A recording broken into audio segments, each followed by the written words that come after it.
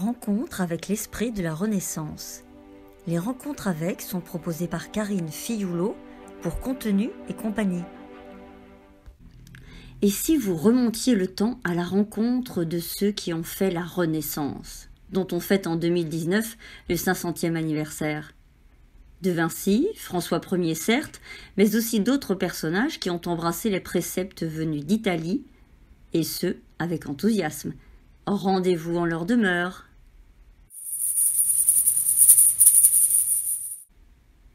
Le château de Villandry. Jean Le Breton est ministre des Finances de François Ier et à ce titre supervise les travaux du château royal de Chambord. Une excellente expérience qu'il met à profit pour édifier en 1532 son propre château. Ses façades en forme de U sont ornées de façon très symétrique. À l'intérieur, aujourd'hui, seules les cuisines sont encore de style Renaissance, mais dans le parc, la Renaissance est encore partout présente. Joachim Carvalho et son épouse, Anne Coleman, propriétaires des lieux au XXe siècle, ont tenu à reconstituer les jardins comme au XVIe siècle. Pour les arpenter de façon ludique, équipez-vous du livret-jeu et de l'audioguide enfant. Amusant également, le labyrinthe à énigmes, le parcours jalonné de tambours ludiques à tourner pour en savoir plus sur la nature, le jardin truffé de jeux. Bref, vous ne vous ennuierez pas. À noter la terrasse du donjon pour tout voir et de très haut, et les 28 et 29 septembre, journée du potager, à la rencontre des jardiniers. C'est aux 3 rues principales, 37 510 Villandry, 02 47 50 02 09 et le site internet www.châteauvillandry avec un y à la fin.fr, gratuit jusqu'à 7 ans inclus. Le Musée national de la Renaissance, Château d'Écouen. En 1538, Anne de Montmorency, très proche de François Ier puis de Henri II, devient connétable de France. C'est l'un des plus hauts postes militaires du royaume. Riche, il est aussi novateur et amoureux des arts, et la Renaissance le passionne. Il rase alors, en 1538, le château médiéval de ses ancêtres pour bâtir un superbe palais dans ce style. Les réputés artisans et artistes qui l'emploient ont notamment œuvré au château royal de Fontainebleau. Une sacrée carte de visite. Dans les très décorées et colorées salles aménagées comme au XVIe siècle, le Musée national de la Renaissance présente aujourd'hui une multitude d'objets de l'époque. Des ateliers pour les familles, un livret découverte pour les 4-6 ans à télécharger et un autre pour se balader dans la vaste forêt environnante permettent de tout apprécier intelligemment. C'est à Écouen, 95 440 01 34 38 38 50 et le site internet musée-renaissance.fr, gratuit jusqu'à 25 ans inclus pour les ressortissants de l'Union européenne et réduction famille nombreuse. Le château d'Ancy-le-Franc. C'est à la cour de François Ier qu'Antoine III de Clermont, grand noble, croise le chemin de Sebastiano Serlio, architecte italien renommé qui a déjà travaillé pour le roi. L'occasion est trop belle pour Antoine qui veut créer un palais 100% Renaissance. En 1550, après 8 ans de travaux, ce carré parfait et ses 4 pavillons au coin, bâtis autour d'une cour symétrique et sobre, est achevé. À l'abri de ces murs, il y a profusion de décorations très colorées et à l'antique, comme il se doit. D'impressionnantes peintures murales, notamment, que l'on dirait être les ancêtres des planches de nos BD. De quoi captiver vos enfants, qui ont aussi un audioguide, une appli originale, un livre-jeu, un family game et des costumes en prêt à leur disposition pour découvrir cette pépite de la Renaissance. À noter, 12 octobre, 11 novembre, expo Playmobil sur l'histoire.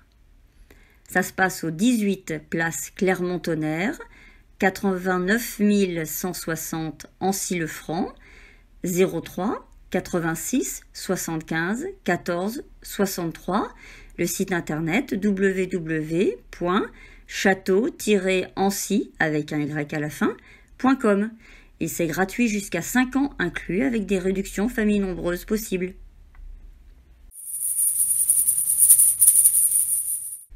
La bibliothèque humaniste de Sélestat. Petit, Beatus Rhénanus étudie à la réputée école latine de Sélestat. On s'y inspire des grands auteurs antiques, et on y enseigne la liberté, la responsabilité, la solidarité. Bref, on forme des humanistes, ceux-là même qui sont à l'origine de la Renaissance. Beatus, devenu éditeur grâce à l'imprimerie juste inventée par Gutenberg, concourt à la répandre en Europe. Il s'informe, écrit, lit, échange avec les autres intellectuels de son temps, et se constitue une remarquable collection d'ouvrages anciens. En 1547, il la lègue à la bibliothèque municipale, et elle est si précieuse que l'UNESCO la classe comme Mémoire du monde en 2011. Depuis 2018, outre d'ancestraux manuscrits et imprimés, y sont présentés des objets datant de la Renaissance. Une Bible du XIIIe siècle, un des plus anciens livres écrits datant du VIIe siècle, et l'émouvant cahier d'écolier de Beatus. Grâce aux jolies planches de BD disséminées çà et là pour les plus jeunes et les tables tactiles ludiques, vous saurez tout de Beatus et ses amis. À noter, en cœur de ville, l'hôtel d'Ebersmünster, un modèle architectural de la Renaissance. Pour vous détendre, la toute proche réserve naturelle de Lillewald. Cela se passe au 1 place Dr Maurice Kubler, 67 600 Sélestat, 03 88 58 07 20. Pardon. Et pour le site internet www.bibliothèque-humaniste.fr. C'est gratuit jusqu'à 6 ans. Pour les familles, 16 €, qui se composent de 2 adultes et 2 enfants jusqu'à 17 ans. Et puis, réduction famille nombreuse possible. Villesavin, château-musée de la famille. C'est Jean Le Breton, comme pour Villandry, qui est à l'origine de cette bâtisse Renaissance. Il a été nommé gouverneur des travaux de Chambord par François Ier. En échange de ses bons et loyaux services, il se voit offrir par le roi les terres de Villesavin. Entre 1527 et 1537, Jean y fait travailler les artisans français et italiens qui œuvrent déjà pour le roi. Villesavin est alors surnommée la cabane de chantier de Chambord. Un plan carré et une façade bien symétrique avec niches et statues, une vasque sculptée de visages et d'arabesques, des chapiteaux en feuilles d'acanthe, bref, de l'Antiquité revisitée, à visiter avec, en main, un roadbook pour les ados, un jeu de pistes pour les plus jeunes ou un questionnaire à remplir en famille durant les visites guidées. À noter, l'étonnant musée du mariage et sa collection de globes, l'insolite musée des voitures hippomobiles et des voiturettes pour enfants, l'impressionnant colombier, tout rond, aux centaines de trous pour les colombes, et l'incontournable mini-ferme. C'est à Tours-en-Sologne, 41 250 02 54 46 42 88, pour le site internet www.château-2-villesavin.fr. Gratuit jusqu'à 5 ans inclus. Le Clos Lucé. Léonard de Vinci, père de la Renaissance ? Quoi qu'il en soit, il en est l'emblème, tout comme François Ier qui l'accueillit en sa royale ville d'Amboise. C'est à 2 pas du château que Léo passe ces dernières années. Le Clos Lucé est une vaste demeure au style gothique et Renaissance. Vous y découvrez l'intimité du génie et ses inventions sous forme d'animation 3D, et à travers plus de 40 maquettes. Et dans le vaste parc, vous vous promenez entre la vingtaine de reproductions de machines en taille réelle sorties de l'esprit de ce génie.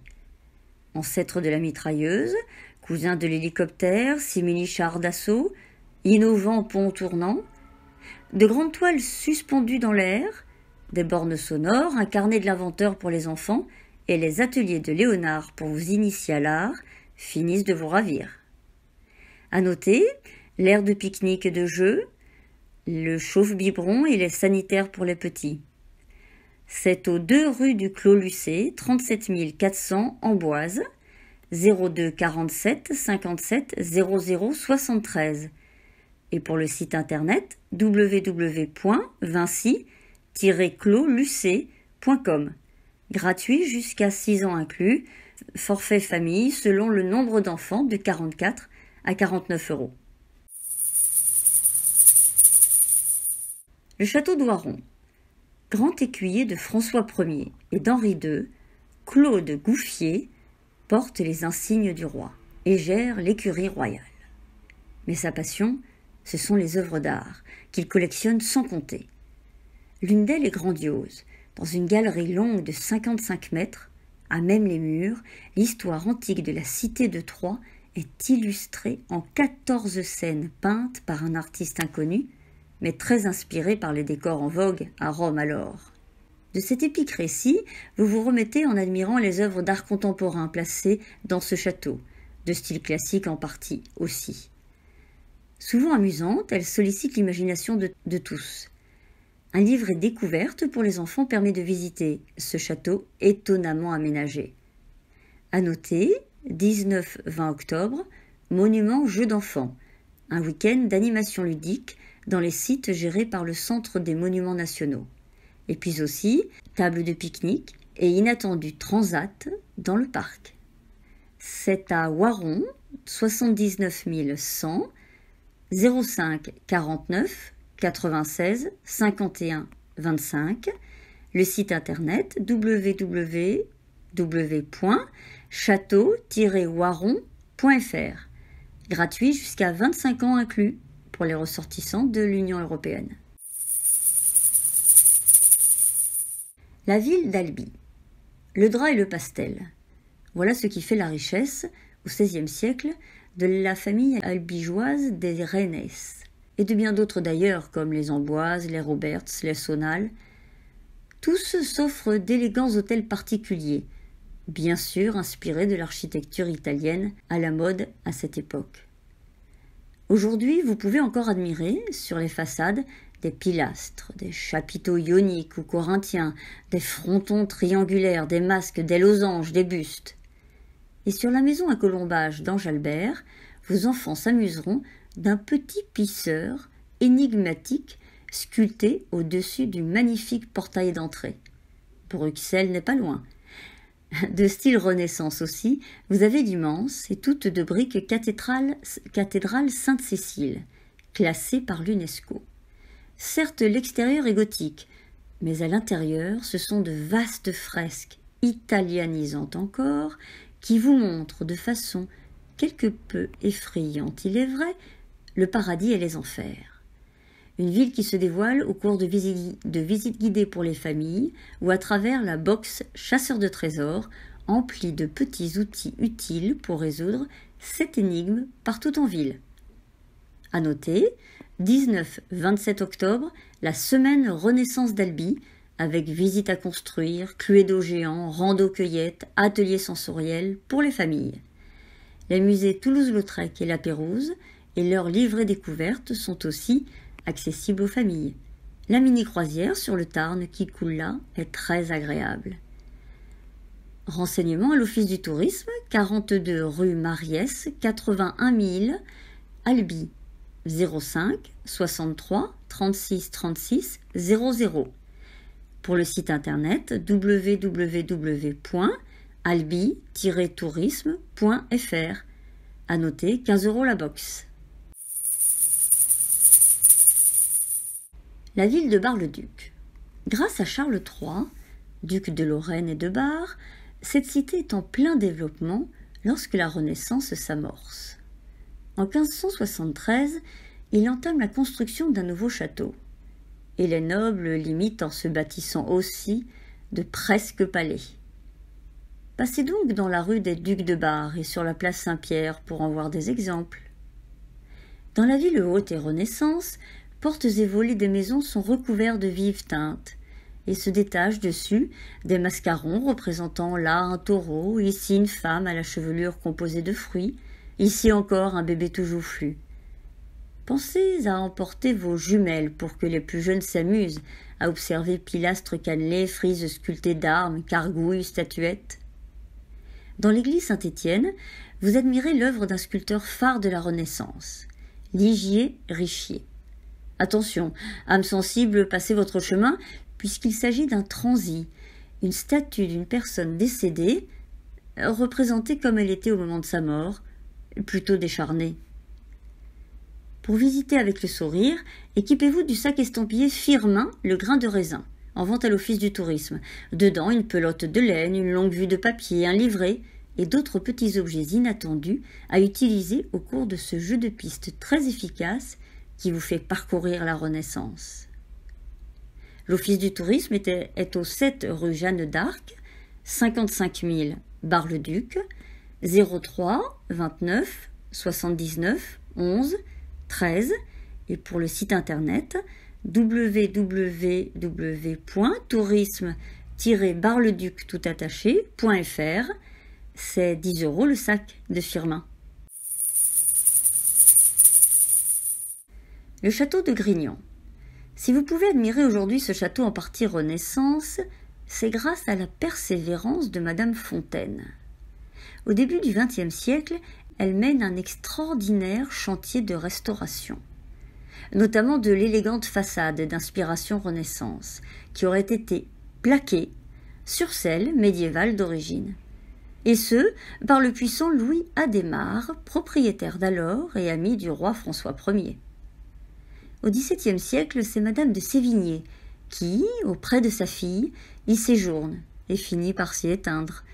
Aujourd'hui, la terrasse du château aménagée sur le toit de la collégiale Saint-Sauveur vous offre une vue à couper le souffle sur les environs. À l'intérieur, une vingtaine de pièces et plus encore de surprises. Des trompe-l'œil, des sièges racontant sur leurs assises et dossiers les fables de La Fontaine, des lits à baldaquin, des cabinets à la décoration très sophistiquée et truffés de tiroirs secrets. Et même la fameuse et longue galerie des Adhémar, couverte de noyer d'une alléchante couleur caramel. De quoi interloquer vos enfants, d'autant plus que, pour parcourir le château, ils emportent une amuse-trousse contenant un kaléidoscope, un livret, dessin, une longue vue, à emprunter à l'entrée pour ne rien manquer de la vie au château. C'est à Grignan, 26 230, 04 75 91 83 55. Le site internet www.château au pluriel -ladrome tout attaché.fr. Gratuit jusqu'à 11 ans inclus et 6 € de 12 à 17 ans. La Renaissance, mode d'emploi pour les enfants. Renaissance. Dans ce mot-là, juste après l'heureux, tu dis naissance, n'est-ce pas? Eh bien, imagine-toi qu'à la fin du Moyen-Âge, on a voulu mettre à la mode une époque appelée l'Antiquité, qui était pourtant bien terminée depuis des siècles. Tu connais cette période surtout par les Grecs et les Romains, Jules César, par exemple. À la fin du XVe siècle, donc, on reprend peu à peu la philosophie, l'architecture, les arts antiques, pour créer à nouveau en suivant ces modèles. Par exemple, en architecture, on apprécie la symétrie et on décore les façades avec des colonnes, des frontons, des médaillons, des statues, des coquilles, des chapiteaux, des frises, bref, des ornementations que l'on appréciait beaucoup dans l'Antiquité.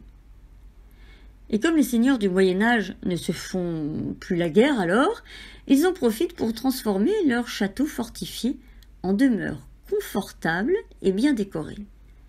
Ils copient aussi le roi François Ier qui est passionné par la Renaissance apparue en Italie. Au début du XVIIe siècle, le classicisme, un nouveau style, remplace progressivement la Renaissance. Tu peux découvrir ces divers styles durant les Journées du patrimoine 2019, du 13 au 15 septembre. Les rencontres avec sont ménagées par Karine Filoulot pour Contenu et compagnie.